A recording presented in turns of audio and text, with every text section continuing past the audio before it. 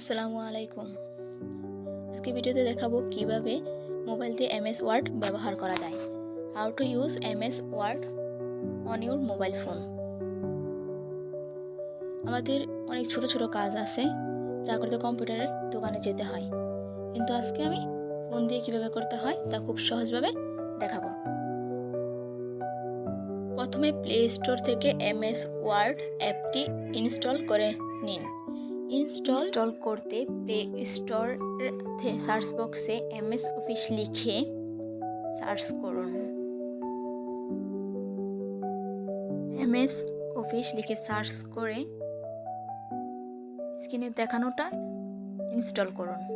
আমার যেহেতু ইনস্টল করা আছে তাই আমি ওপেনে ক্লিক করলাম। ইনস্টল শেষে মাইক্রোসফট অ্যাকাউন্ট দিয়ে লগ ইন বা সাইন ইন না করেও ব্যবহার করতে পারেন। ডকুমেন্ট তৈরি করতে ডক্সে অ্যাপ ওপেন করেন।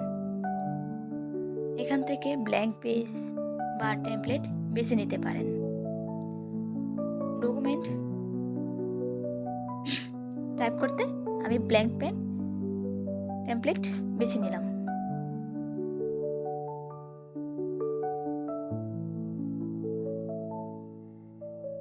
ডকুমেন্ট টাইপ করতে কিবোর্ড ব্যবহার করুন। টেক্সট